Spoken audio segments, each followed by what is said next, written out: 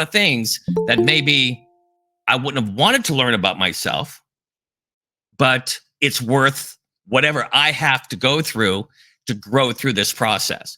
Whatever limits I face, I'm going to allow myself to face it without these cop outs. And this is what we're going to talk about. How do we not cop out of our oath because it was too painful to discover? Like for me, I never finished tasks. So when I go into an oath, I'm constantly met with a very underdeveloped part of follow through, or meeting my own limitations around how do I manage frustration, or how do I manage my super low self-esteem, in which I have all of these self-sabotaging narratives of telling myself, you're stupid, or you don't compare to other people, or your circumstances are so much different than this other person who had all the advantages. And then I start to dismantle my own journey, my own success.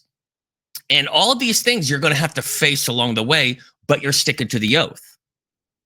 And I'm going to give you an example. There was a young man that I was mentoring, and he came to live with me. And a lot of times I'll have these young men come and stay with me. And sometimes it's for months and sometimes it's for years. Just depends on kind of the situation. Sometimes it's for a couple weeks. But one young man, he a lot of potential, good-looking guy, smart, really smart, in great shape, very disciplined, was a boxer, managed a restaurant, a very charming person.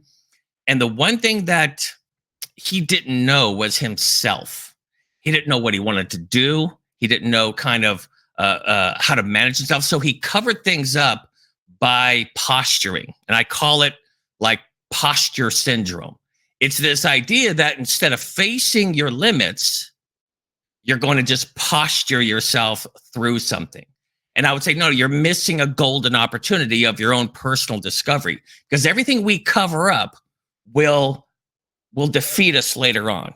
Every enemy that you decide to not conquer in your own self along the way will come back to haunt you. This is a law. This will happen. And it's always a stronger enemy if you're going to basically dismiss that event in which you're thinking, well, I've got to get to these other parts of my goal. No. If you are meeting a personal character enemy that's within yourself, that's the moment to deal with it. And it might be something very uninflating or seemingly a very like disabled, like a helpless feeling. Like these are parts of yourself that we normally posture ourselves through it. And I'm saying don't do it, because that's going to defeat you later on. And this is kind of the journey of an oath or a covenant. You're going to face all kinds of enemies, and every time those enemies that you face are valuable assets to your own personal growth, your own personal resource for knowing yourself. And that's the biggest part of an oath. You get a very realistic view of yourself, not a fanciful view of yourself, or not a delusional view of yourself. That can get you only so far. But then in the end, you fold in on yourself. The most important thing you could do is, back to this young man that I was working with, because he's like, well, I believe there's a God, but I don't really know if there's a God. He has this kind of this pseudo-intellectual way of looking at things. And I said, I do not listen to your opinion. And he's like, what? What do you mean? I said, I don't believe anything you say. And he says, how can you say that, David? I said, because you've never been tested. When have you put yourself into a life situation where if there wasn't a God, you would perish? If there wasn't a God, then, and you're crying out to him and he fails you, then you find out whether you need a God or whether or not there is a God. But don't tell me your opinion about whether or not God exists until you have extended yourself to where you're going to cry out to God. If he doesn't help you, you're going to know whether or not there's a God. You could actually come back from your journey and tell me personally that he didn't show up and you waited for him to the bitter end. And I have been brought to that. And anybody that's of any worth that I have ever met has been brought to those moments over and over and over again. And that's how they know about God's kindness and his mercy and his mentorship and his love and his fatherly care and his helpfulness and his counsel. And then you get mentored spiritually along the way because you have remained in your oath. Even if you have met with apparent failure, you get back, recovenant, reconsecrate yourself to your oath because you continue on this journey. That will give you the inevitable growth that you are truly seeking in this. Why am I not meeting my potential? Why am I stuck in old patterns? Why am I having no breakthroughs? Why do I feel like I'm always stepping back into some kind of immaturity that I am, resorting back to posturing as a way to kind of get through life? There's a difference between playing the man or being the man. And you're going to have to kind of know the difference of that. Okay. Good. So here comes the next, here comes actually the two subjects on this oath concept. Because a lot of people think, again, before I get into companionship and delicacies, a lot of people need to understand you don't need to be a great man to make an oath. You are made a great man through the process of an oath. Even if you find weakness or you find these liabilities about yourself, features you don't like about yourself, that's a part of that schooling that you go through. And this is the inevitable development of your character that you're going to go through when you commit to this process. When you alleviate yourself of the oath is the instant you stop growing. It's like the work I did in counseling around people that started doing drugs at like 13 years old. Drugs usually is a way of saying, I don't want to deal with suffering. I want to escape from my pain or my problems, or I don't want to self-confront. So we avoid those things. So you stop emotionally growing at the period of where you start using drugs. And then so I'm dealing with someone that might be 35, but they're 13 still. So I'm dealing with an emotional 13-year-old because they have chosen the option to escape every time it gets painful.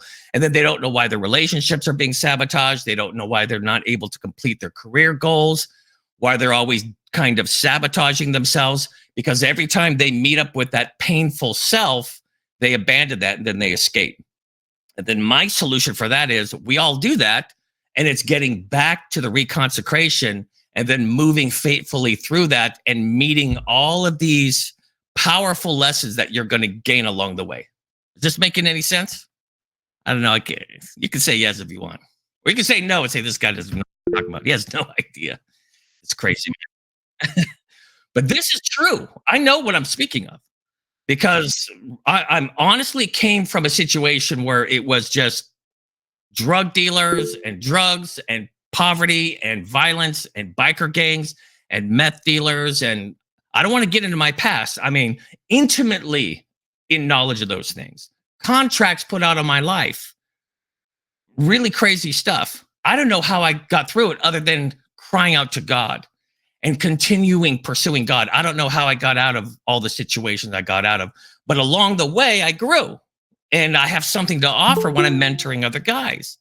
And this is an important thing to understand is have a single mind is everything to you. The scattered mind is the definition of crazy. The split mind is where we get the word schizophrenia from. You want to, defeat yourself, split your mind, disassociate, cognitive dissonance. Constantly separate you from you, and then you're going to immediately deconstruct your growth process. What I'm telling you isn't easy. It's simple, but it's not easy. It is a one-shot thing. You're just going back to one thing. What is my oath? Is it a career oath? Is it a spiritual oath? Is it a relationship? Is it this young man I was telling you about? My most recent young disciple was living with me. His thing is that he was ashamed to admit it, but he wanted to be a family man. And his whole family kind of scoffed at that idea, So I said, well, in order to be like a resourceful husband or a father or a grandfather, these are the kind of steps you're going to want to take. And it's a lot more than just popping out kids and calling yourself a father or husband. Like you're going to have something to offer in giving to your wife or giving to your kids. And so you're on this great journey, and it's going to include a lot of things, and you're going to grow in ways that you never thought that you need to grow. The other thing I want to touch on before we deal with companionship and some other things is This idea that I'm afraid to change because I feel like I'm changing who I am. That is one of the most self-defeating lies that we tell ourselves, because in the same or the next breath, you're not who you are yet. You are potential. You're not who you are yet. You have parts of you have to discover yet. And you're not going to know you. You're not going to meet you down the road until you are on that journey and you've committed yourself to that journey. You don't know who you are. That's why I used to tell this young guy, don't tell me who you are until you meet yourself 1,000 times. Then you can define yourself when you're meeting with your limits, when you're meeting with your trials, when you're meeting with challenges, when you're meeting with opportunities, when you are meeting with benefactors that could help you. Then you might sabotage it, and you might find out things about yourself going, why did I do that? Then you can tell me who you are. And then you will know what you got to work on, and what your strengths are, what your weaknesses are, but you don't even know who you are. You're just right now either a syndrome telling yourself not to make a move on your journey, and you're afraid to know who you are. That's the greatest discovery in the world. You might discover things about yourself you really like. And you go, wow, you know what? I thought that part of me was there. And then other things are going, gee, man, that is painfully embarrassing. Wow, man, I could track that through my family history, or certain damage that came through my life at certain historical points in my life, or whatever. These are all important things to come to terms with on that journey. But if you want to be this, quote, what I would call like a man, you're transitioning from boyhood to man, and you are moving through adolescence. You're coming out of that adolescent period, and you're moving into this character that's going to change the way you manage the world around you, and how you're able to really be a contribution to the people around you. This is what you're going to have to do. And this is the quickest way to get there. The more single-minded you are, the quicker the journey. The more scattered, and the more you're giving yourself opportunity to give up on your oath, on your covenant, on your promise, on this commitment that you're making, it's going to retard the process. And as quick as you can get back on it, no matter how far you fell or how far you ran away from it, get back there as quick as possible. Go through the process, make amends, be honest with yourself, get back into the process. And you will grow much faster that way, even though it might feel like a very steep and rocky and sometimes a painful journey. And again, discover things about yourself, and then learn how to manage those things, and then call out to God. You want to know if there's a God? You want your spiritual life to be developed? This is what you do. The other thing I want to touch on, super important, you guys, and that is, who do you surround yourself with? And what do you choose in your relationship life? This is a make or break. This is make or break. Because number one, surround yourself with people that are going to lift you up and encourage you and to set you back on your course, and who understand what your goal is, what your oath is, what your commitment is, what your calling is. This singular calling of your life. Mine is to teach the word of God, to mentor people, to help as many people as I can, and to have my soul and my mind through the process. And so, whatever that looks like. And so I just keep recommitting to that. And wow, I've met many of my own demons along the way. So I could kind of pass on, well, when you meet this demon, this is what you could do, this type of a thing. But your companionship, let's start with your friends, and then we'll get into relationship, because this is huge. This is huge. Our companions are our counselors. They're default counselors.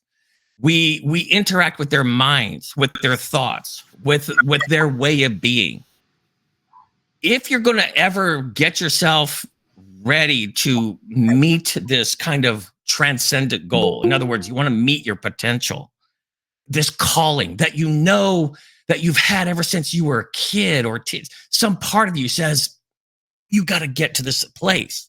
And inside of you, you're going, yeah, but I'm so limited, my situation, my finances, my opportunities, and it's just not there. Don't worry about that. I'm telling you the single way to get through it. And you may have to punch through these limits, different than everyone else, and you're going to need companions that are of like mind, people going through the same journey. It has nothing to do with a terrible background or terrible DNA or terrible economic opportunities or educational opportunities. I'm all of those, trust me. And reality is, look at the people that you're surrounding yourself with, because guess what? It's this thing called water finds its own level. What's going to happen is that their mind's going to be imparted to you. Their rationale will be imparted to you. Their paradigm of looking at situations and struggles are going to be something that you're going to find yourself being comforted by their counsel. Look for people that are going to set you back on your course. Look for people that are on similar course so you can all encourage each other. Nobody's perfect. There's no such thing as human perfection in this world. There's only a perfect commitment that grows you into maturity.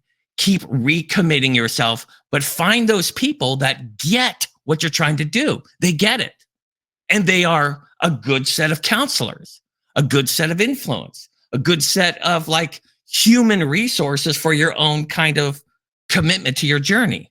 And you choose those people. Don't wait to be chosen. That was a big problem that I had because we moved every year wherever we lived. We got kicked out of all these places all the time. And by default, since I went to 13 different schools before I dropped out in the 10th grade, is the kids that were like problem kids or that were kind of on the fringe kind of kids, they would pick me as their friends. They're the ones with the screwed up families and everything was dysfunctional, mental health problems. And so by default, I was friends with the people that picked me. Two of my best friends, one murdered his wife and the other person hung himself. So those are my two best friends. These were the people that pick you is not what you are to default yourself to. Now you have to be an active agent in your life. You're at man stage. You're at adult stage. It is for you to choose mentors that are hopefully better than you, or encouragers or benefactors, or even people that are struggling as much as you are or struggling even more than you are, but they are determined to be on this journey in which they're going to go through the rigors of what it means to grow, to develop your character, to learn how to gain the tools that you're going to need to grow as a person, as a man. So that is huge. Look around you, and whoever your friends are, that's you in 5 years. If you want to terrify yourself, go ahead and just look around you and say, those are my friends. That's me in 5 years.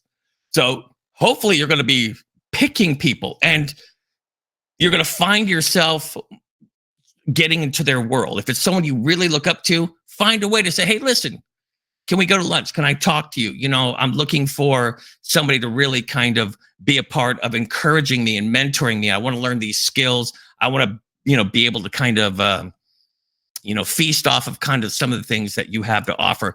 There are people around you, believe it or not, that would love the opportunity to mentor somebody. I have gone through this committee here in Texas, and I've gone to various businesses and everything else because there's a very kind of like low mentoring. There's not a whole lot of mentors. So I've gone to people that are successful in business, successful in finances, successful in life, and said, would you be okay mentoring a young man? 100% of the people. I mean, people that raise exotic animals, that have large construction companies, that, are involved with major things, 100% of them said, absolutely. I want to be able to pass a legacy on. There are people that really would want to impart to you these incredible skill sets that you're looking to obtain for yourself. So put yourself in their presence, talk to them, say you're looking for that kind of mentoring, and then surround yourself with that. The other thing, the big one, the big one, relationships, like romantic relationships. To me, I'm going to make it real simple. There's two kinds of relationships, two kinds of people to pick for your wife or your life partner. This is the mistake I have made before, and most guys I know have made this mistake. The few men that did not make this mistake that I'm about to tell you, have met with great success. I have corrected my course, but I'm going to tell you something that's very important to know. If you are choosing a trophy wife, a delicate wife, a person who likes the finer things, before you have obtained to a status in which you could fund that lifestyle of theirs, they will deplete you. They will expect things from you that you will divert you from this journey that you're on. You are incomplete right now. Tell yourself, I'm not complete right now. I have yet to have obtained. I press on, but I haven't obtained yet. That type of a relationship, this prize wife, this delicate wife, this I need the finer things wife or girlfriend or companion will destroy the journey. It's a hard saying. I'm sorry, but it's just the truth. I've only seen 100% negative outcome from that. But if you want to have a companionship and a relationship along that journey, she herself is what's called a helpmeet. She is a defender of your goals and your oaths. She is your encourager. She will make the sacrifices with you. She is along for the journey.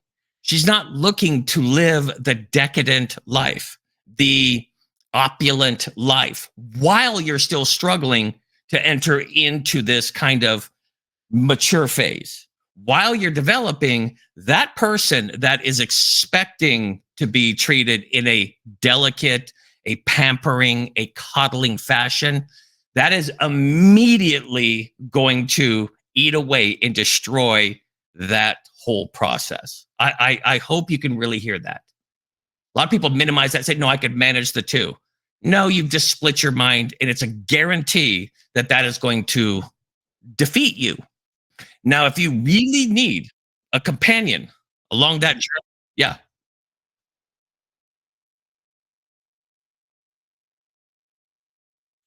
don't worry, Mike, I'm on it, man. In fact, if you look at my notes, that's the biggest part of our talk. Trust me, that's the big body of our talk right now.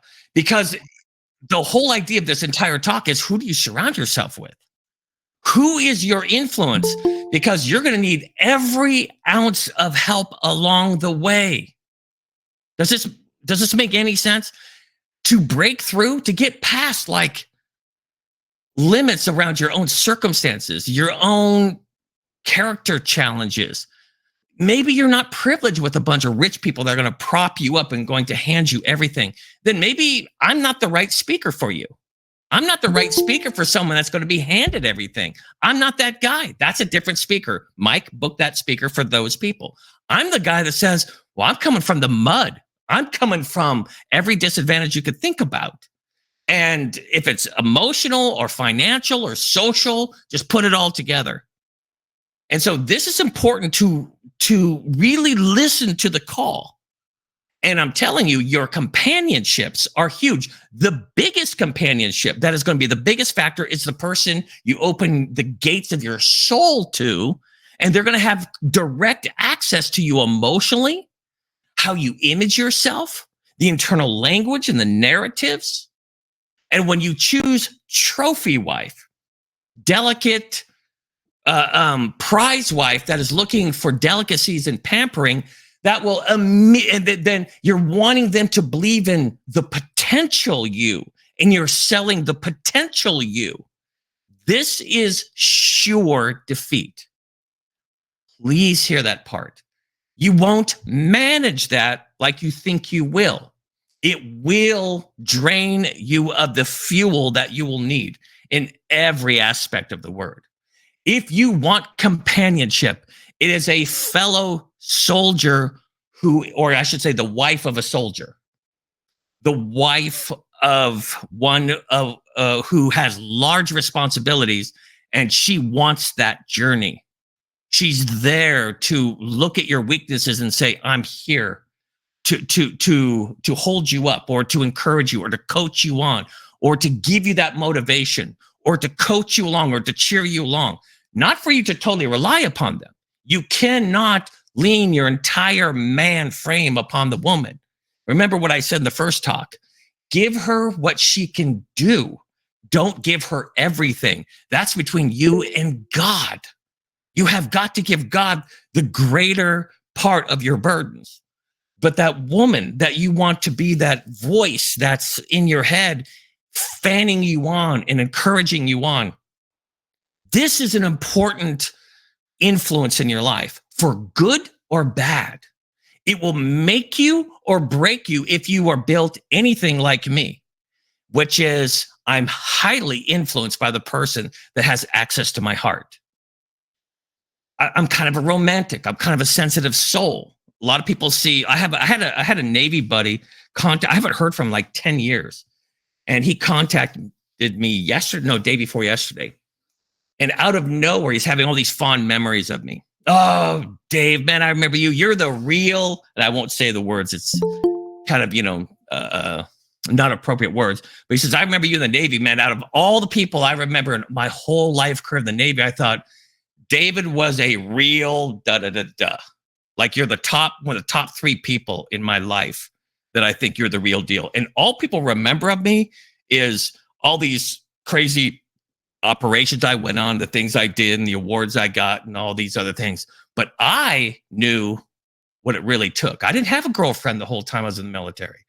I completely became single-minded. I met demon after demon after demon. That was the whole reason why I even joined the Navy. I didn't even join the Navy to be in the Navy. I joined the Navy because I never had a father. And I committed myself to say the Navy is going to be my father. And I'm on a discovery of me. I don't even know who I am. I don't even know where I'm going to give up or where I'm going to succeed or what my strengths are, what my weaknesses are. I just want to be in an environment where I could test those things. So I kept volunteering for things that tested me. I started off as a bosun's mate, an apprentice, and then I went to anti-submarine warfare. Then I went into search and rescue, and then I moved in these special teams, and it was just challenging myself. Every single mission that you had to be a volunteer because you could lose your life. Half my friends lost their lives. And so and then they remember me with this crazy sense of humor and this boldness, and I didn't care about life, it looked like. I was just a swashbuckler coming in and doing these dramatic things, and people are saying, I cannot believe you're here in the midst of all this craziness. And people only remember those things. They don't know. I was just testing my soul. It wasn't about the military. It wasn't about being a sailor in the United States Navy. It was about I needed to know who I was. And there were some things I was happy to discover about myself. And there were some times where tears went down my face and I didn't even let people see it. I mean, story after story after story. But it's not something that has to be done in the military. It's something that is a life thing. The people you surround yourself must be on that journey.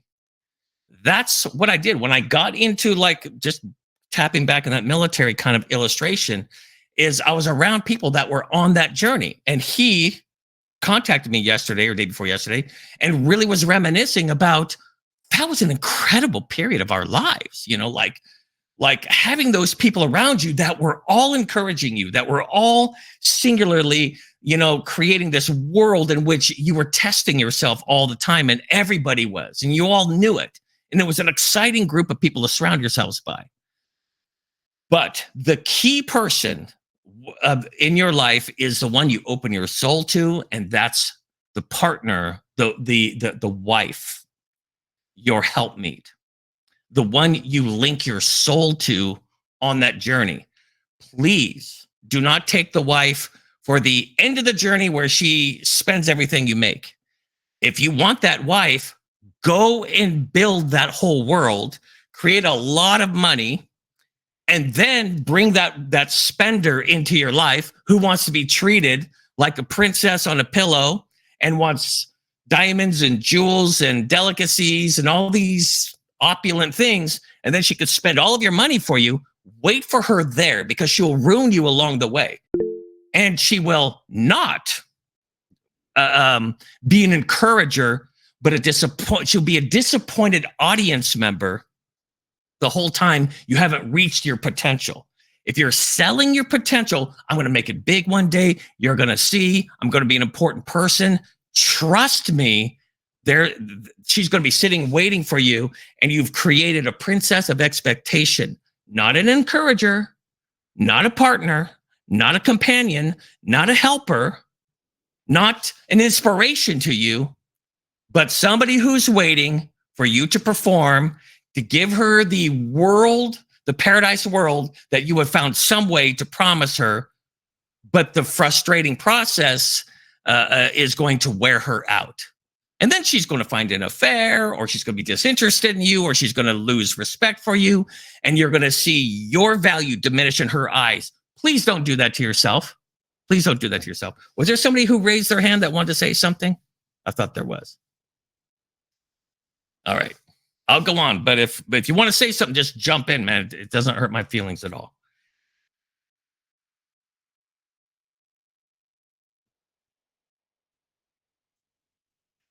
Yeah, please do. Because this is going to be a key. On top of that, you may already be in that situation. A lot of times we're just saying, I need the trophy girl to say, this is the person I'm building my life for. Don't believe that myth. Don't believe those lies. You need somebody that's already on that journey, that loves her role to be your helpmeet. That is your partner through the trials, that see the real you. And when you discover the real you, they've probably already discovered you. Try to hold on to this. They probably already figured you out before you did in a lot of ways. They're going to see your weaknesses before you do. A real companion will have a impulse to help you through that, to love you through that, to get you to not be defeated by that or to be discouraged by that. That's the real helpmeet. Does that make any sense? Try to understand that in the end, why doesn't she get to be queen? Why bring in the, I'm a queen, I'm just waiting for the rich man to come and give me my palace and my jewels and my servants? That's not for you. That's not for the group I'm talking to. I'm talking to the group that if you need companionship, you don't want to be left with your loneliness, then I would say find that person that recognizes your journey, wants that journey, it has made her own commitment to those trials and challenges and hardships, and she's there to stoke your oath, to fortify your commitment. She won't tell you to get rid of it. She won't tell you to, hey, listen, I don't want to see you tortured anymore. Listen, my wife is okay with my torture as long as I am okay with it. And then she will encourage me through my torture because it's a self-imposed torture. All oaths are self-imposed. If you want to improve, you want to get the breakthrough, you want to mature, you want to blossom, you want to see your potential, it is self-imposed. So it's going to be important, number one, to get rid of two major things. This is a hard thing too. Number one, blaming other people. Blaming other people is self-defeating like 101. The second thing you're going to start to do, since it's hard to not blame other people, because this is the first impulse. If you want to look at the fall of Adam and Eve, they start blaming each other. So our first impulse is to blame other people. Just don't do. I'm not saying that they don't have a role in it. I'm just talking about an oath right now. I'm talking about the one tool that's going to get you to where you're trying to go. Number one, don't blame other people, no matter what they've done or not done, what they failed to do or what they've done unto you that was wrong. That's not easy to do. Don't blame other people. And then a lot of people will say, well, the next thing you should learn to just blame yourself for things. Yeah, well, that's the next stage. That's more of an adolescent view of things. Okay, put all the responsibility on yourself. Don't blame other people. But even that is not sufficient to get you to where you want to go. There is stage 3, and this is where I want to get you to. Blame nobody. There is no blame. It's a self-imposed journey. You're going to have challengers. You're going to have hardships. You're going to meet with limits in which you're going to need help. You're going to need aid. You're going to need some assistance. And there's no one to blame.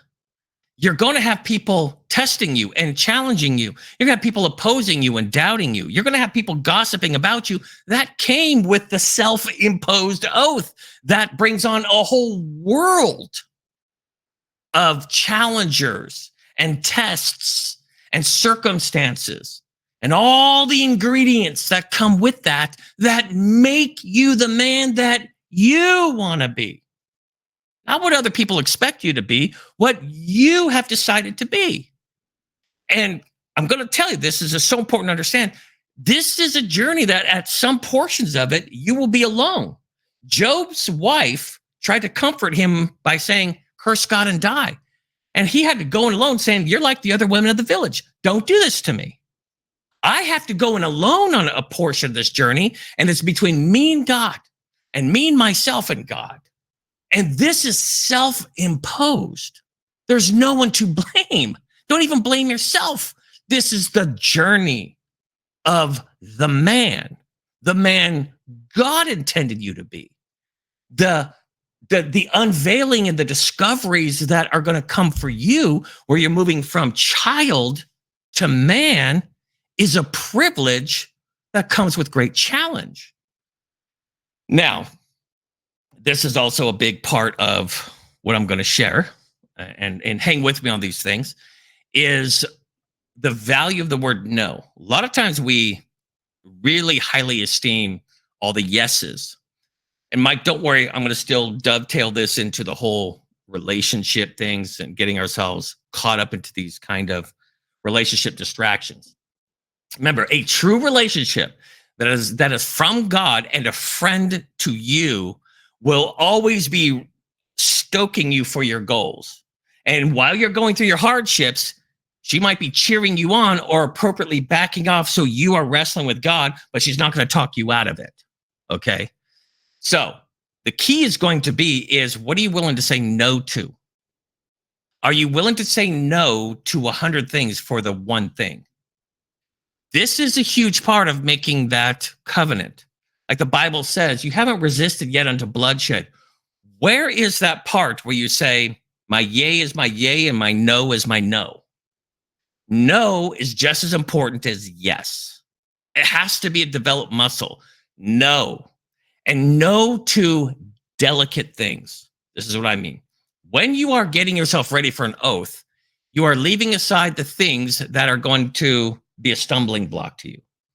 You're saying, okay, I'm going to leave off certain comforts. I'm going to leave off certain indulgences. I'm going to leave off certain privileges that I once had. Jesus himself made that oath. I'm no longer going to be worshipped as the king. I'm entering into a bond servanthood, and I'm going to get a bunch of knuckleheads to surround myself by, and I'm also going to be hated by a bunch of people that will eventually murder me. Okay? This is an important thing when you're making an oath. Your example is Jesus himself. The oath he made to enter into humanity and to die for our sins and to triumphantly mediate his rights as an heir to the kingdom was an act of great singular commitment, single-minded commitment. And he's going to wait to get his wife at the end of his journey. Is there any other example you should be following other than him? Now, if you want to, quote, have a companion, make sure that she is a humble bride, one who is not wanting to deck herself with delicacies and extravagances prematurely. Like the bride of Christ, he gets his bride and gets to lavish her later. Now she learns discipline, humility, Proverbs 31 woman, great sacrifice, having to engage in the journey and the sufferings and to enter into the sufferings of her husband. Now that is your choice for companion. Somebody who is telling you, enter into delicacies, enter into early rewards, enter into indulgences over here and over there. This is your unraveling. This is the portion of your life in which you are making oath. You have to tell yourself, I haven't yet finished my task. I'm not crying out the words, it is finished yet. This is important to understand that when you enter into oath, you're going to have to count all the things you're going to say no to and gladly say no to things that you would normally want to pamper yourself with, whatever that is. I mean, I hope this is making sense. And you start thinking of those things financially. What are you going to say no to? What about food? What about discipline? What about exercise? What about books? What about sensual things? What about anything that is going to give you the delicate mind, the opulent mind, the fancy mind, the dandy mind, the I am too delicate to go through this mind? That's your enemy. And giving ourselves this endless amount of quote delicate reprieves all the time is your enemy. Later, you can have those things. But what are you willing to say no to? And are you willing to say no consistently to things that in themselves aren't bad?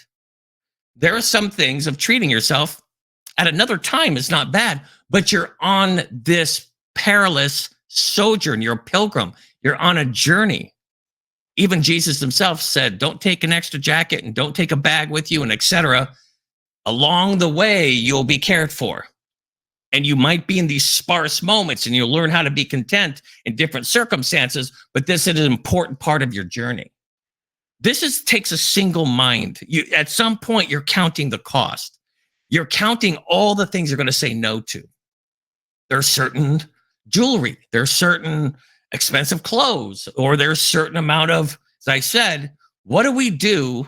And this is all individual, this is all personal to you. What do you do to treat yourself?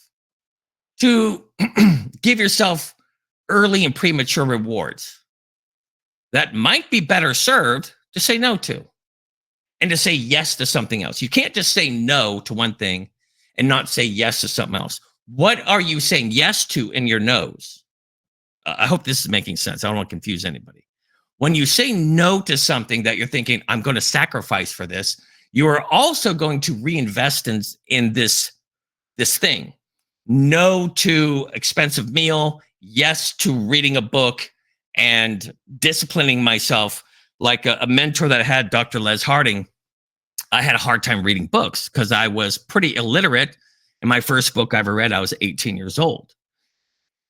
But I wanted to learn. I wanted to learn the Bible. I wanted to learn spiritual things. I wanted to understand Greek and Hebrew and Aramaic. And I want to learn this stuff. And he only had one, and he was a scholar. He taught in Oxford and various universities and, taught Semitic languages and did all this great stuff. And his only advice was grab yourself by the scruff of your neck, sit down, put glue on your pants, don't get up for a drink of water, and read.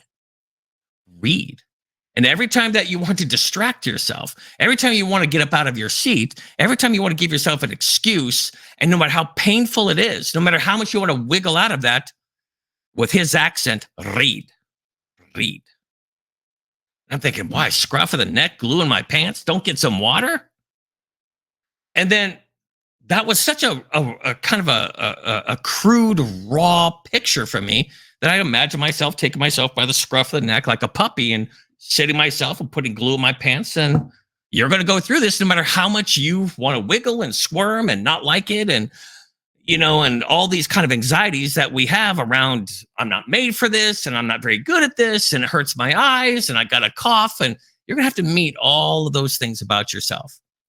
But in the discipline, you're going to really grow. You're going to learn a lot. You're going to learn about your weaknesses. And it's more than okay to learn of your weaknesses. It's more than okay to meet these um, profound, underdeveloped parts of yourself in which you're ashamed of. There's no shame of knowing your shame. What are you going to say, Mike?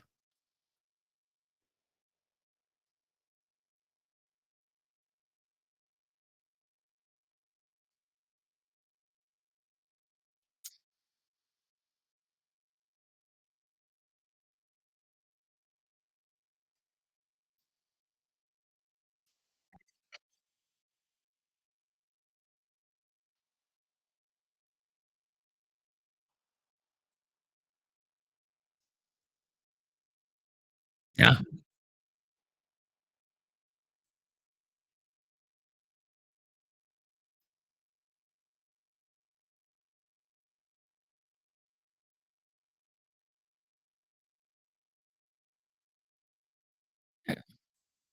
And they got that from David. David was a man of covenant. And so they learned from him. And then all these great diversity of skills came out because David led them into these kind of covenantal brain. If anybody was somebody that was covenanted with God, a man after God's own heart, it was David. And that quality brought out all of those other unrealized qualities in David's mighty men. David's mighty men were people that were discouraged, distraught. They didn't pay their taxes. They were running from the law. Go ahead, read it in the Bible. You will see that these are a bunch of apparent losers, whatever. But this covenant thing that David was like a faithful dog. He just completely was hearted towards, like I had these dogs that they would die for me. They would do anything for me. They lived for me. Every time I had this one dog that wherever I was, he was pointed towards me. Whatever I was throughout the day, he was like this weird compass, and I was polar north to him. His eyes were, I wouldn't even see his body move, but he was totally eyes locked on me, faithful to me. Everything that was on my face affected him. And I'm thinking, wow. I'm thinking that was David towards God. That's a covenant that you have now linked your heart with this person, like a covenant with God. Like this is, you linked your heart. And the big thing is those mighty men realized potentials that they didn't even know they had. And they were all disaffected people. They were all social rejects, but yet they became these amazing warriors, amazingly reliable souls that was able to really bear loyalty and gain the skills, and they became great. And this is why I'm telling you, it's a one thing solution. I'm not saying it's easy. I'm saying it's simple. We got to keep this simple and go back to these goals. And like Mike was saying, this is a big thing with me. If I really mentor somebody, the big thing that I'm mentoring somebody through is when you meet those shame points, when you see something you're ashamed of, our reaction is to cover up or to compensate or to do something that's familiar or to escape or whatever it is, to move into an escapist indulgence so we don't have to face this painful shame spot, this part of ourselves that we never wanted to see, the cowardly part, the helpless part, the terrified soul, the trembling child that was always afraid of the big bad wolf or whatever it is. And this is the most important part of the journey. Like if you don't allow yourself to stand naked before Goliath, you're never going to move into the place where God can help you to realize what he's called you for. If David did not meet Goliath kind of in his underwear with a slingshot when everyone else is terrified, he would have been disqualified to be the king he later became. You see, it's important to face, because what was Goliath doing the whole time? He was shaming and shaming and shaming and wearing the bronze armor and being mighty, and he was terrorizing everyone in their most core, like Ahab and everyone else. They're all terrified, and he was appealing to like the most inner terrors of their soul. And yet, David strips it and says, I'm going naked. I'm facing my fears. I'm facing my shame. And this is an important thing to understand. This is key moments. This isn't just a part of the journey. This is where the journey takes you. Direct confrontation to the very things you least want to face. But I'm here to tell you that you standing there and not going to fight or flight mode is everything to your growth and development. And God is with you at that moment. You are not truly alone, but you are alone with God. If you're going to look for companions or friends or whoever, sometimes God will even make sure they're not available to you. So you have to look to God, where he's a living God, and then you'll be a man of God. Every real man, and I'm just going to say it, to be honest with you, is a spiritual man. The men that I admire the most, even before I was a Christian, feared no man, but they feared God. They were not compromised with other men, because they were non-compromised with God.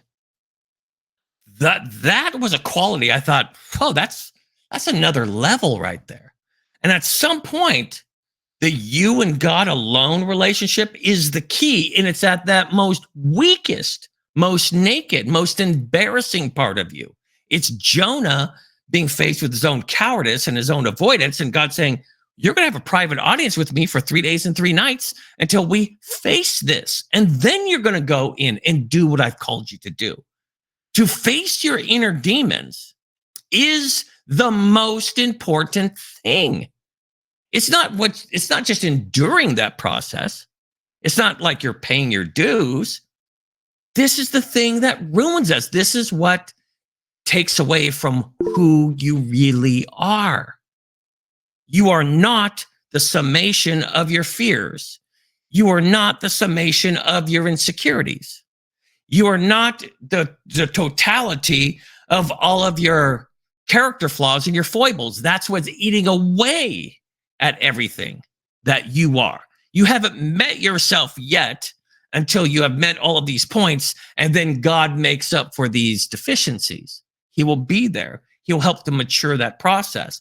He'll help develop those parts of you that were dormant because of the woundedness, because of all the parts that really ravage our lives. Believe me, from early on, from childhood on, maybe all the way back in the womb, maybe all the way back in your family's history and DNA, you were set at a massive disadvantage. So you pretty much come into this world very, very unshaped and very kind of eaten away by the various spiritual parasites. We start off not fully formed. So we're on this journey to really find out who we are in God's eyes. What did God make you for? This is the only way you're going to get there. If you are doing nothing but obeying the insecurities, you don't want to face these kind of ravaged or these undeveloped, immature, maybe not even developed at all, not even just underdeveloped, like anti-developed, like, you know, you're at such a deficit, you're way in the minus zone. You're not at zero, you're less than zero. God brings you to, he's brought me to those places. Why wouldn't he bring you? I'm telling you, this is what he does. And then there in your shame, your nakedness, and your helplessness, and your weakness, and you're saying, God, I want to fight or flight right now. I want to do something to get out of this. And he makes you marinate in that, not to shame you, but for you to stop being afraid of shame.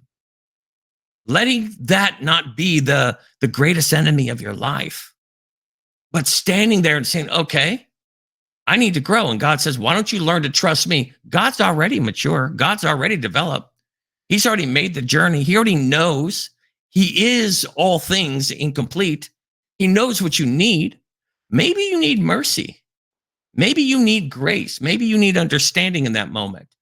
Maybe that's the more mature elements that he's going to bring about in you. The most immature people I know are petty. The most immature people I know are ungracious. The most immature people I know are exacting of other people. They are punitive of other people. The most developed, mature people have these large, broad shoulders, and you can't fake that. And the only way you're going to really get that maybe is not from the other human beings around you, but when God brings you to your weakness, to your shame points, maybe he shows up and is a protector of your naked, shriveling, trembling soul. Maybe he will become a strength for you and a protector of you. Maybe you will be forgiven. Maybe you will find out that there's a long suffering there that you've never experienced before. You always felt like the second you did something wrong, you're instantly punished. That's an underdeveloped part of your soul. And for you to be the man you want to be, gracious, loving, long-suffering, forgiving, sacrificial, paying, you need extra to do all that. You need extra development. You need surplus in your soul. Everyone who's like operating from this desperate survival mode is always exacting and punitive and petty and vengeful to other people. They're operating from a desperate place.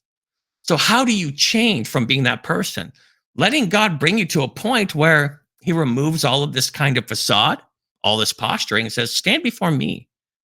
And then you're there and he lets you kind of sit with yourself for a minute. And then he comes to you and gives you, listen to this, what you've never had before.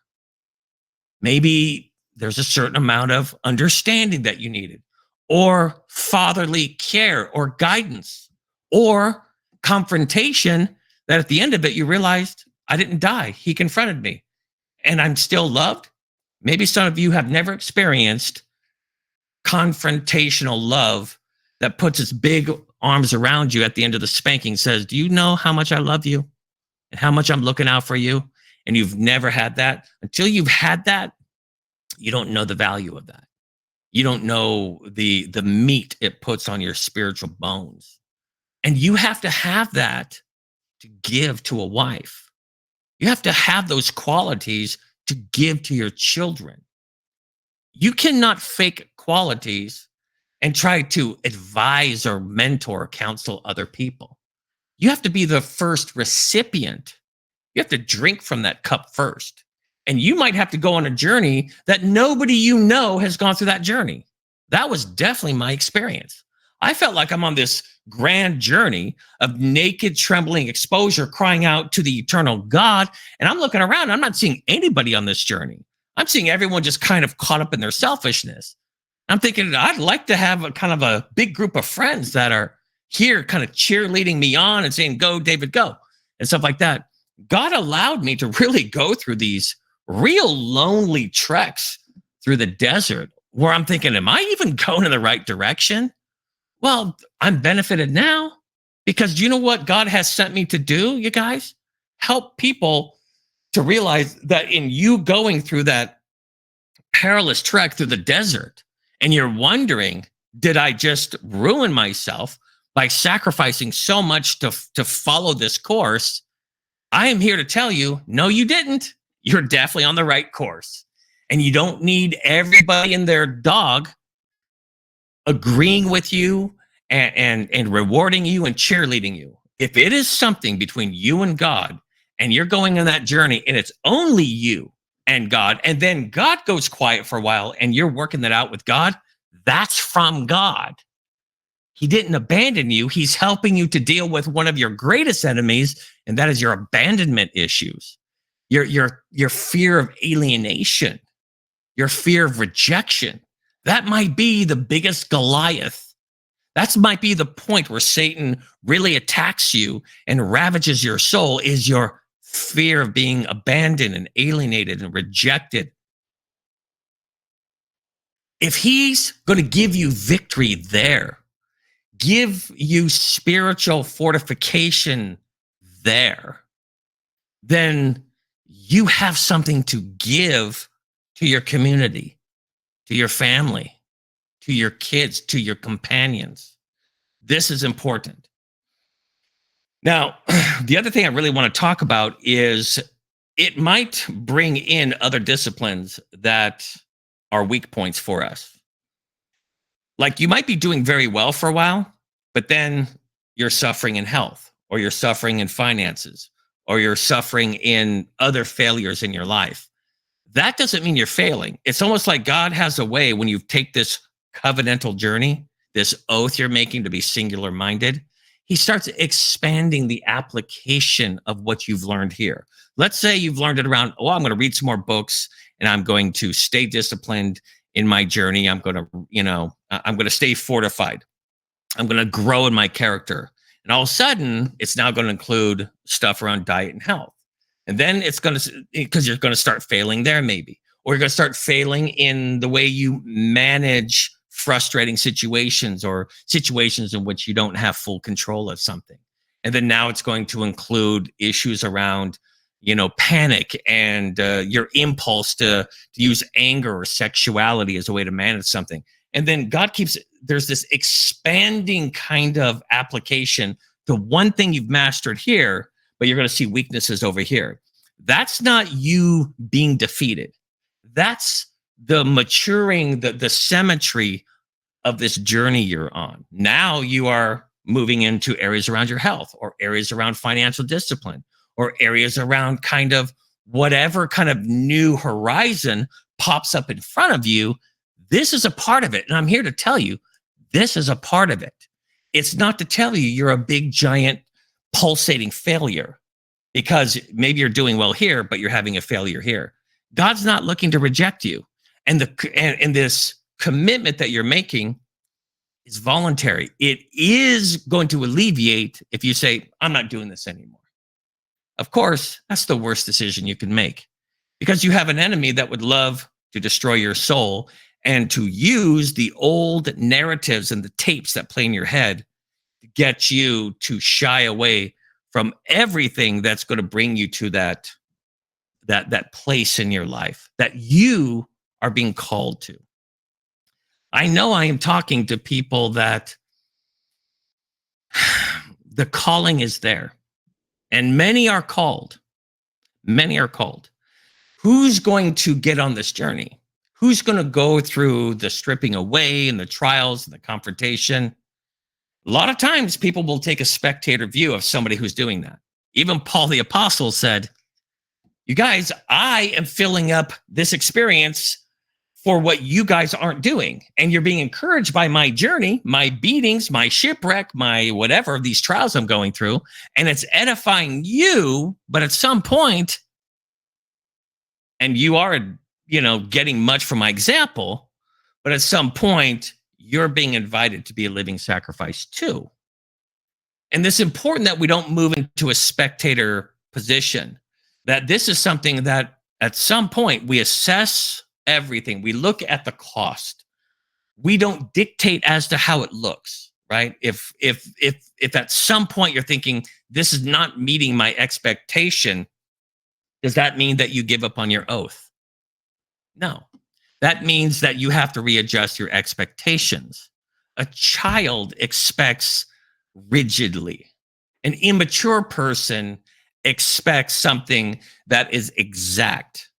When you get the tale of a living God and he's taking you on a journey, you don't get to dictate where he steers to, but you're learning to trust that where he's taking you, you look back and you go, oh, that was profound. Wow, I learned a lot. Wow, these were essential things I picked up along the way.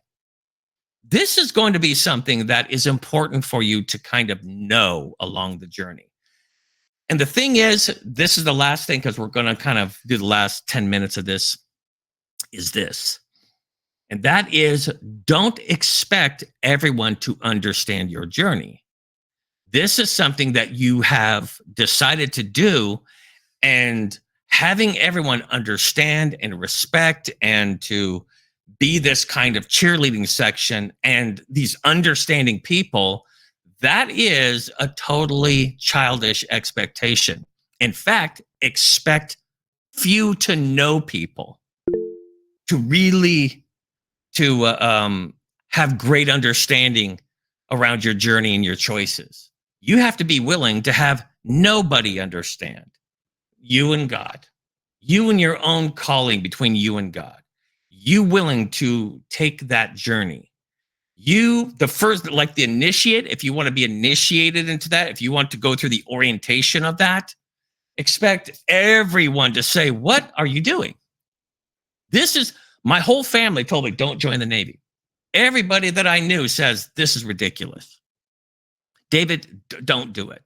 And they're feeding me all of their fears. And for me, it was great for my character. And I remember I was on Thanksgiving. We had this Thanksgiving thing out here in the United States. And everyone in my family was telling me, this is ridiculous. You are committing 4 years of your life.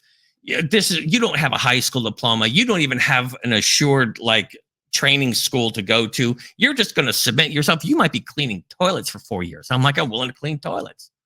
And I took that with me when I got into media work. I said, after I did all these years of counseling and teaching adolescents and taking them through their severe mental health issues, I just threw myself into it and I learned a great deal and I became qualified. And then when I wanted to get into media, I walked into a radio station and I said, I'm willing to clean toilets. I'm willing to empty trash cans. That commitment was from my Navy commitment. And then from there, they saw my potential and doors started opening, but I was singular of mind. And I applied that when I got into radio. And before I knew it, I had the top listened to radio show and I was on 4 different stations in the area. I had no money. I had no training. I didn't go to school. I've never been on radio before. I came up with a show called Empowered Perspectives, speaking like I am now. And then I started teaching the Song of Solomon, the Hebrew of the Song of Solomon, on a non-Christian radio station, became the #1 show. And then I did the same thing, going to NBC, which is a national broadcasting company. And I walked into a news television station and I said, I'd like to work here. They said, we're not hiring. Do you have any experience? No. Have you gone to school for this? No. What is your training in this? None. But I'll empty garbage cans. I'll clean the toilets. I'll volunteer. Don't pay me. They said, and I needed money at the time. I needed cash. I was homeless at that time, believe it or not. I went through this huge relationship disappointment and everything else. And I made that commitment to go into those doors, say, don't pay me then. Then I became the floor manager. And before I know it, all these weight of responsibility was upon me on that television station. And they couldn't live without me at some point. This is important to understand. It's a key you take with you to everything. But you need the key. You don't need to sit there and dictate, well, it needs to be this way. My expectations have to be met this way. And you can't disappoint me. And God, you have to do everything according to how I vision in my own mind. Childish. That is called thinking like a child. And when you do this, you're putting aside childish thinking. It's the oath is the most important thing. The oath is the most important thing. And you're going to, again, learn all kinds of things about yourself you didn't know. Some things you're going to be really happy with. Some things you're going to be really embarrassed by. But you stay in the oath.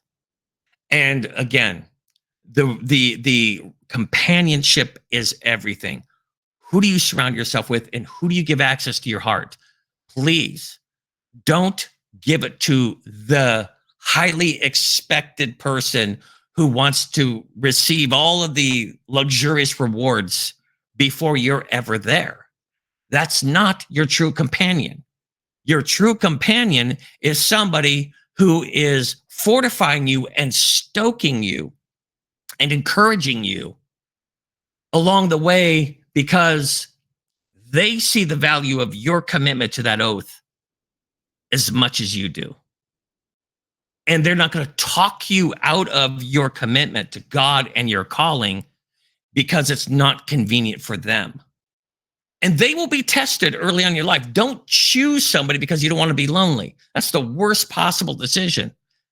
God will bring in somebody for you, but they will be a helpmeet. You don't need a luxury thirsty person who is feeding off the dreams of the stories you're telling about your potential and the high kind of destiny that you have. That is truly from beneath. That's sensual, that's demonic, that's a low way to go through life. Oh, I need this little prize person here, and they're going to be the kind of the motivation for me to push myself to the next level. A 100% sure way to fail is that. Everything is about the people that are around you, that will see your weaknesses, will see your struggles, but they are totally committed to your commitment. Surround yourself with people that are on that journey, including potential relationship with your future wife.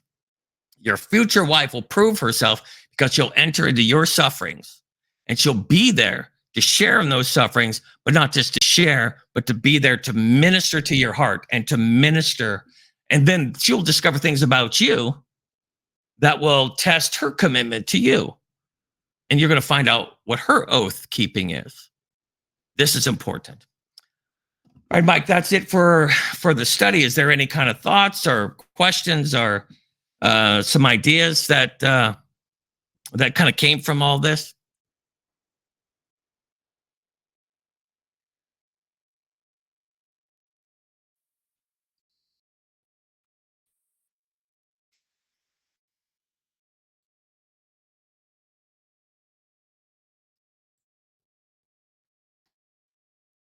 Even if not, sometimes you can be sitting there just going, wow, I got to really kind of process all of this.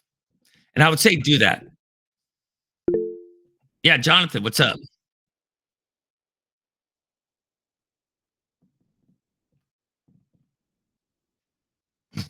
Okay. Yeah, I think very enlightening presentation there, David. And I've learned a lot, and especially my contribution is heavy on the companion part, because I think this is one of the the areas in our lives as young men, that we struggle with, finding the right partner. Because I think this happened to me last year, where I got involved with this lady who was too demanding of me, knowing that I wasn't, where I'm supposed to be yet. I'm still at the bottom trying to build my life, but she kept on demanding things from me that I couldn't provide, and had to, go out of my way to do things for her. And I think this is what destroys us young men, because we try to have this kind of expectation that we want to live up to our friends around us, to family members, you know choosing a life partner just because uh you want other people around you to appreciate that you chose someone who's beautiful and stuff like that. But deep down, it's not just about that. As I've learned today, it's about finding someone who is going to help you through your journey of discovery, who's going to help you become the man that God intended you to be. So I've learned a lot, and thank you so much. Yeah, Jonathan, there is no other measure for your companion. How many guys do I know in my life before being a Christian and the entire time being a Christian, where they said, "Do you know how much of my resource, of my time, my love, my energy, the best of me was given to women who came in and out of my life." And I feel like I have very little resource and energy now to really, finish my journey. And it's almost like somebody coming and just robbing you. And I'm not saying it's intentional. It's almost like the enemy plays upon our thirsty kind of heart, and it just depletes and depletes, just so in the end you're not really ready for the true companion. And the true companion, there is only one measure. They are so devoted to your commitment that they are there helping you along when you come to these shaky weak points. Don't measure a woman any other way other than for that. That makes sense, guys? Yes, it does. All right. Thank you so much. That was a very powerful presentation, David. Thank you so much. So regarding choosing a companion, specifically a wife, the first thing I want to say is it's very important to look for a woman in the right places. Well, the thing is, you cannot look for a for a God-fearing woman in a club. You're in, I'm wondering, if it's even a good idea to just understand? make that your chief goal. Like, how did God bring Eve? He tasked him with the naming of the animals and all this stuff, and he tasked him with something, and he became lonely, and then God brought him his companion. Stay on your task, as God, and even though you are thirsty for a companion, he will bring someone alongside of you. We get super distracted saying, "I can't go anywhere until I find my woman." And then all of a sudden, it is a terrible enchanted ground that we find ourselves just being motivated by the thirst to fill up that lonely hole. Even in a church. You know how many people I know that have chosen the wrong relationship in a church because they're just not there? Uh, um, you know, they're just looking for a wife instead of say, okay, what's my calling? Even if it's being a husband at some point, to be the kind of man that would make a great husband needs to be your task. And then you'll find God working. Because here's the key, you guys, and this is huge to know this. Do you know what women are discovering now? Like real spiritual women. Women are talking too. It's not just men. Women are talking amongst women. And can I tell you what they're saying to each other? Hey, women, stop expecting men to be the right men for them when the Bible has called us women to be the right women to that man. Godly women are hearing that counsel from other women. So we're in a culture where we think, I have to be the right person for this woman. You have to be about your journey 100%. And then you need companionship. You need that person who's the guardian of your heart and your soul and your journey, like Sarah was to Abraham. God will bring that. God is moving on some women now that really want to be true women of God. And they're saying, a man is not to accommodate you. Your whole journey in life is to accommodate that man. Sarah did not talk Abraham into staying in Ur because he had a comfortable life there. She went with him on the journey. You see how this goes? It was Lot's wife that longed to be back into the place where they had all the shopping malls and the free concerts and the wine and cheese festival in Sodom and Gomorrah. She should have been on the journey with her man and would have been spared. And so there are some women, dear brother, that are really hearing that counsel, and they are literally, their life goal is to be the right wife to a man who is looking to commit himself to God and the calling that God has given him. That is the wife for the spiritual man. That makes sense?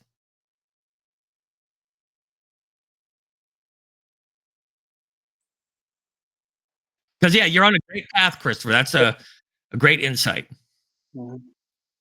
Yeah. And the other thing I would just like to say is that intentionality is something that's very important. If you have goals, like you've spoken about having oath, having an oath, it's not just about saying it, but it requires you to literally sit down and write, take down notes, take down notes and ask yourself, okay, what do I really want? If what you want is a woman, first of all, take away the mentality of thinking I'm lonely, but tell yourself I'm alone, but I'm not lonely. Okay, I'm alone but I'm not lonely. And then if you want a wife, you want a woman, your career, take down notes and, okay, God, I want a woman who looks like this. These are characteristics that I'm going to be looking for, and these are the things. Set a criteria and be intentional about everything. I feel it really helps. Yeah, I think that's the only thing I wanted to say. Yeah, it's good, Christopher. I mean, definitely put it out there. Let God kind of mold your mind. Key thing is when you're being very specific about the woman you want, I would go for character qualities first. And then, well, I want her to have pretty eyes and, put that like later on the list. God, it's like with Solomon, right? Wisdom was, he prayed for wisdom, and God was so happy with his prayer for wisdom. He says, then I'll add riches and, this wonderful prosperity to you. But it was because he asked for wisdom. So I would say, what is the key? Ask God, give me a woman with these qualities. And then he'll be so pleased with it that he'll say, well, hey, while we're at it, let's make her the most beautiful object that you can ever hope for. And he's well pleased that we are moving into wisdom. Wisdom is not what young people are seeking in these days. That makes please understand that wisdom is not even high on priority anymore. This is the level of childish insanity that we are pursuing now. Wisdom isn't even a goal. We think it's a goal for old people. Wisdom is to be sought, like Solomon, early in life. The sooner you get on the wisdom path is the sooner God can really start moving in your life. So I would say if you pursue anything, pursue wisdom, and it's going to take you on this amazing journey. And believe me, I remember my brother saying that to me in our teen years. And this is a time that I didn't even hardly know what the name meant, wisdom. And he brought up the whole idea of David, we should be pursuing wisdom. I mean, we are like in an uneducated world filled with knuckleheads and violence and drugs and insanity. And he says, we should seek a thing called wisdom. I'm thinking, yeah, it's a great idea. Yeah, is it Shenanto? Chitando, what's up, man? Oh, hi. Good evening. Thank you for the presentation once more. It was It is a great one once again. So I want to comment on relationships, but I think there's just one thing which we probably haven't talked about tonight. I've been in a relationship for 4 years now. We're going 5 with this young lady. I wouldn't say that I chose her. She chose me. I didn't even know her. And there is many things I would like to talk about her, but I don't, because I don't think there is enough time to even talk about it. But one of the things I can just say, for example, if I find that I get some money, she's the kind of person who will tell me that, first of all, she will tell me of my needs and tell me that, oh, babe, that's great. So that money you have, you can do this and this and this and this, satisfy those needs of yours. She's not someone who will come up and say, no, I need this now and so on. Okay, that's besides the point. But the main thing about when you find a woman, from the moment of you finding a woman going forward, that's where now the issues come in. One thing I've noticed about ladies is that when they see that you have got a good relationship, that is when they want to come. And I stay alone. I've been staying alone for 2 years now. Not that I'm independent, just a separate house. And when girls realize that, like, I've been having a lot of offers, people just want to come over. There's people who just approach you bluntly and tell you that they want sex, they want this and this, and they know. And there are moments whereby you feel like, should I give it a try? But I think it all comes back to the oath. It's really hard. It's something that actually like is rarely talked about, because people think like, as long as she does not know, then we are fine. But it will still come back. No one gets away from whatever act they have done. It will come back at one point or another. And as Jordan Peterson says, that it will happen in a way that you won't even see the correlation between the two unless you sit down and look at that. Otherwise, you can find the right woman, but the temptation that comes from other women, you have to be ready for that, because it's going to be bad and it will sting, and you have to stand on your ground.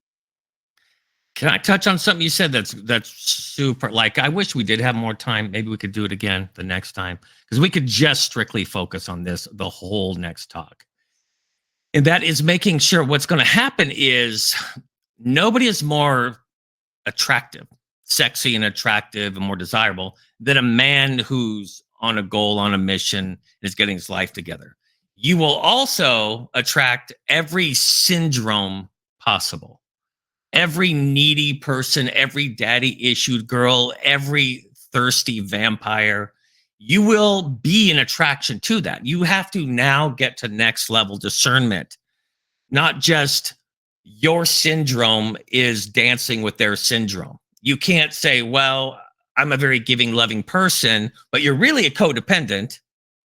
And then you have a narcissist showing up ready to vacuum your desire to be pleasing to somebody. And now syndrome has met syndrome, and you can't call that this was of God.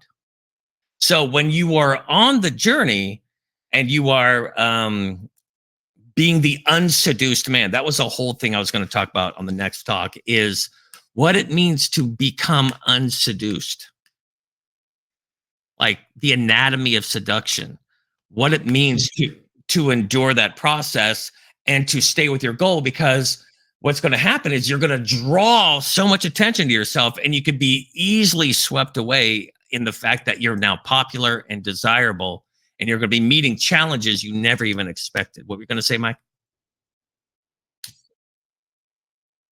No, it's okay.